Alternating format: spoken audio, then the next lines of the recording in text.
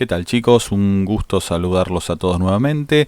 En este video vamos a explicar la situación que se vive en Argentina y en el resto del mundo entre 1930 y 1943. Bueno, esta historia, digamos que comienza con un golpe de Estado, ¿no? Un golpe de Estado que se lleva a cabo el 6 de septiembre de 1930, en el que se expresa un sector de la sociedad argentina de carácter claramente conservador, ¿no? Que considera que el sistema de la ley Sáenz Peña había llevado al gobierno a un demagogo como Irigoyen, que mostraba la cara más decadente, digamos, de la democracia argentina, ¿no? Por supuesto, no lo afirmo yo, sino que era lo que estos sectores conservadores que hacen el golpe pensaban. Ahora bien, en el ejército había básicamente dos posturas, ¿no?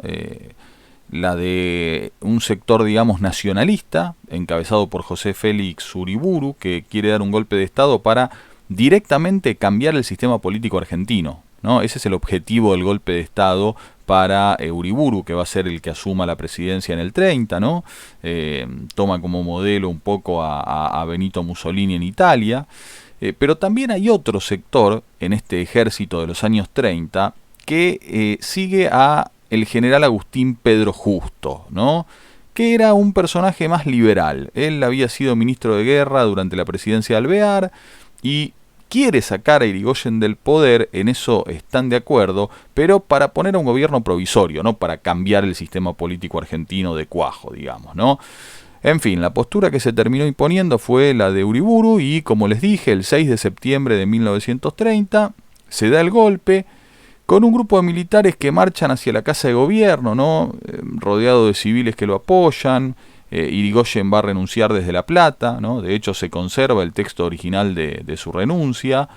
Le destrozan la casa que tenía ahí cerca del Parque Lezama y digamos que así se rompe el orden constitucional en Argentina, con el apoyo incluso de civiles, ¿no? De algunos medios periodísticos, del movimiento estudiantil universitario, ¿no? De sectores empresariales y también de algunos sindicatos que estaban desconformes con la situación del país, ¿no? Que estaba sufriendo, digamos, a nivel socioeconómico los efectos de la crisis que había empezado en Estados Unidos en 1929.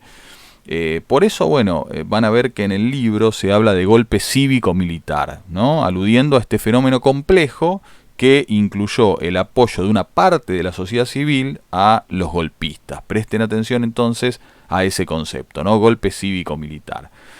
Ahora bien, el golpe del 30 abre un periodo de la historia argentina que es popularmente conocido como la década infame, ¿no? Acá lo tienen escrito, la década infame, que fue un periodo, digamos, signado por la vuelta del fraude electoral, por el predominio de los sectores más conservadores de la sociedad argentina, un periodo caracterizado también por la represión al movimiento obrero, ¿no? Y por escándalos de corrupción que van a incluir, escuchen bien, un asesinato en el Senado de la Nación, ¿no? Lo vamos a ver más adelante. Y todo esto generó un debate, que yo se los anoto acá en el segundo punto, ¿no? Un debate historiográfico acerca de cómo denominar el periodo, de cómo llamarlo. A ver, piensen, infame quiere decir que no tiene honra, ¿no? Que no tiene estima. Y esto, bueno, se ajusta a esa connotación negativa del periodo, pero tal vez no ayuda mucho a comprender lo que estaba ocurriendo realmente en el país en esos años. Además, fíjense que estamos hablando de un periodo que va de 1930 a 1943. Es decir, es estrictamente, en términos cronológicos, más de una década. Son 13 años, no 10 años. Bueno, estas cuestiones hizo que algunos historiadores planteen otros nombres, otras formas de denominar el periodo que ahora les voy a resumir. Y presten mucha atención porque esto no está en el libro y va a entrar en el examen. Uno de los nombres a los que estoy haciendo alusión es el de restauración conservadora, ¿no? Acá pueden verlo. Restaurar quiere decir volver algo a su estado original. Es decir, lo que intentan los que dan el golpe de 1930 es volver al sistema previo a la ley Sáenz Peña, ¿no? Y conservador en política es aquel que se opone a los cambios, aquel que defiende el statu quo, es decir, los que se oponían a los cambios que había introducido el radicalismo y que ya estudiamos en la unidad anterior. Entonces, algunos historiadores dicen, bueno, lo que ocurre en el 30 es una restauración conservadora, ¿no? Un grupo de personas que quiere restaurar el modelo previo a la ley Sáenz Peña y claramente son conservadores, se oponen a los cambios que produjo el radicalismo. Otro de los nombres con el que se conoce o con el que se habla de este periodo es el de restauración oligárquica, que define bien el carácter político de esa restauración. Porque recuerden que el concepto de oligarquía alude a un grupo reducido, un grupo pequeño de personas que gobiernan en favor de sus propios intereses. Así lo decía ya Aristóteles, ¿no? Siglo IV a.C. Una oligarquía, repito, es un gobierno en el que un grupo reducido de personas gobierna en favor de sus propios intereses. La oligarquía en Argentina estaba constituida por las clases dominantes, terratenientes, comerciales, de las que también hablamos en la unidad anterior, ¿no? Entonces algunos dicen, bueno, es mejor llamarlo restauración oligárquica. Y por último, algunos autores hablan de neoconservadurismo, ¿no? Indicando que, si bien es cierto que vuelven los conservadores al poder, estos ya no son los conservadores del siglo XIX, ¿no? De fines del siglo XIX. Incorporan algunos elementos nuevos, como por ejemplo el intento de Uriburu de traspolar el fascismo a la Argentina, ¿no? Y bueno, ya que hablamos de Uriburu, empecemos a abordar el tercer punto que aquí tienen escrito, ¿no? Digamos que Uriburu es el presidente que se hace cargo del poder después del golpe de Estado y su gobierno se desarrolla entre los años 1930 y 1932. Y hay dos características que sobresalen, ¿no? La primera, tomen nota, es el carácter fuertemente autoritario y represivo de este gobierno. Encarcela a Hipólito Yrigoyen en Martín García, persigue y reprime al movimiento obrero, ¿no? Sobre todo anarquistas y comunistas, y los persigue con recursos muy extremos, chicos. Llegó a recurrir a la pena de muerte, utilizó la ley de residencia, que la utilizaba a expulsar del país se decía así, a los elementos indeseables de la sociedad, léase obreros organizados, anarquistas, comunistas, y hasta llegó a crear una sección especial de la policía donde se torturaba a detenidos con la famosa picana eléctrica para obtener información sobre las actividades del movimiento obrero. Por eso digo, primera característica fuerte de la presidencia de Uriburu, un carácter fuertemente autoritario y represor, ¿sí? Después tenemos un segundo elemento, ¿no? Que es, digamos, este intento de cambiar el sistema político argentino. A ver, para que se entienda lo explico bien sencillo. La Constitución Nacional desde 1853 había impuesto un sistema representativo, ¿no? De inspiración liberal, con división de poderes, ¿no? Poder ejecutivo, legislativo, judicial, con partidos políticos que reflejen las distintas ideas de los individuos. Y este sistema, digamos, con la ley Sáenz Peña, después de la ley Sáenz Peña, mejor dicho, implicaba elegir libremente al candidato que mejor representara tus ideas, ¿no? Si tu candidato no ganaba la presidencia, ibas a poder tener representantes en el Congreso, en el Poder Legislativo, donde se debaten y se sancionan las leyes. Entonces era un sistema de democracia liberal, representativo, con el que Uriburu no quiere tener nada que ver, ¿no? Uriburu y los sectores que lo apoyan, digamos, querían tirar todo este sistema de la democracia liberal por la borda, ¿no? Y estaban muy atentos, como les dije antes, a la experiencia europea de Benito Mussolini y el fascismo italiano. Y lo que buscan es, entonces, reemplazar al clásico sistema de partidos de la democracia liberal por un sistema corporativista. Concepto clave, por favor, regístrenlo. Sistema corporativista, es decir, un sistema que se apoya en las corporaciones. ¿Qué son las corporaciones? Las fuerzas vivas de la sociedad, los empresarios, los trabajadores, la iglesia. Es decir, oponiéndose a la democracia liberal, Uriburu y compañía buscan instaurar en Argentina un Estado corporativo. En este Estado corporativo, la idea central es la representación de los grupos sociales, no de individuos. Y tampoco no de partidos políticos, ¿no? Repito, idea central del Estado corporativo es la representación de los grupos sociales y no de partidos políticos. Por eso digo que lo que buscaba Uriburu y lo que está en el fondo de esta reforma es un profundo rechazo al liberalismo político, ¿no? Recuerden que el liberalismo le da preeminencia al individuo, ¿no? Y al modelo de representación política, que es un modelo también individualista. Para el liberalismo, digamos, la sociedad se entiende como una sumatoria de individuos cada uno con sus ideas, cada uno con sus intereses, y estos individuos tienen que elegir entre distintos partidos a aquel que represente sus ideas. ¿Ven que el modelo representativo del liberalismo tiene una base individualista? Bueno, el corporativismo rechaza esto y va a proponer la representación no de individuos, sino de grupos sociales, las corporaciones. Por eso elimina el sistema de partidos políticos de la democracia liberal. Y ese era el proyecto de Uriburu y los grupos que lo apoyaban: instaurar, repito, en Argentina un Estado corporativo. Ahora bien, esto no se llevó a cabo, chicos. ¿Por qué? Porque el sector militar que respondía a Uriburu era minoritario.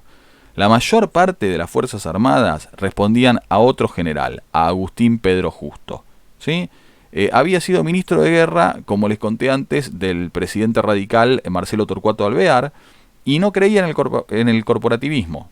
¿No? Él creía en lo formal, al menos, en el sistema de la democracia liberal. Y ojo, prestemos atención, digo en lo formal porque si bien él dice adherir a la democracia liberal, ya vamos a ver que durante su gobierno habilitó el fraude, ¿no?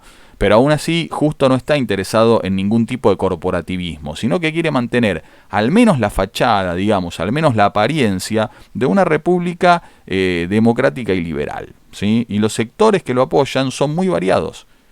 Básicamente, los sectores que apoyan a Justo y a este proyecto de mantener, al menos en apariencia, la república democrática y liberal, son todos los que se oponían a Irigoyen, ¿no? Que lo acusaban de ser un demagogo, de ser un personalista, y que querían, por lo tanto, poner fin a ese gobierno que veían, repito, como la decadencia de la democracia argentina, ¿no? Así lo veían.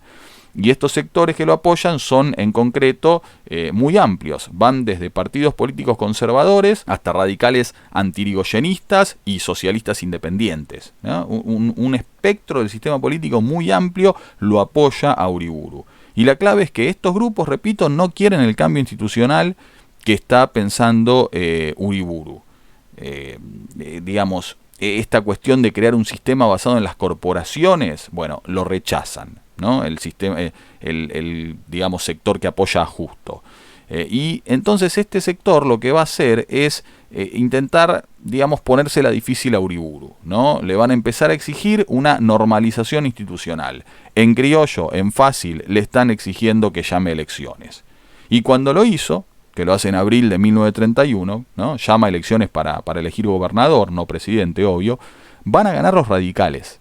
Y esto, digamos, le pateó el tablero político a Uriburu, ¿no? Él y su grupo quedan claramente debilitados por el triunfo del radicalismo y empieza a ganar fuerza el sector que apoya a Agustín P. Justo, que obviamente quería ser presidente.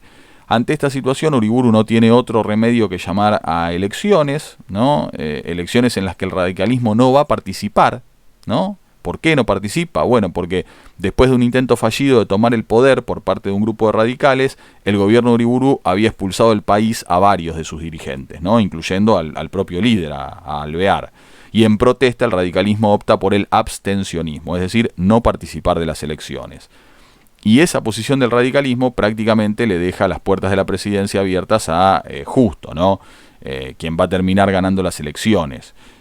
Digamos, Justo se había enfrentado a la Alianza Civil, no al radicalismo, ¿no? Un partido que había propuesto como candidato a presidente a Lisandro de la Torre, pero digamos que por la posición abstencionista de los radicales, ¿no? Por un poco de fraude que hacen de paso, bueno, Justo va a terminar ganando las elecciones y se va a convertir en el siguiente presidente de la nación, ¿no? Cargo que va a ocupar entre 1932 y 1938. Ahora bien, la clave del poder de Agustín P. Justo, ¿cuál es? Bueno, controlar por un lado al ejército y por otro lado a los partidos políticos o a muchos partidos políticos argentinos. A ver, vamos a explicar un poquito esto.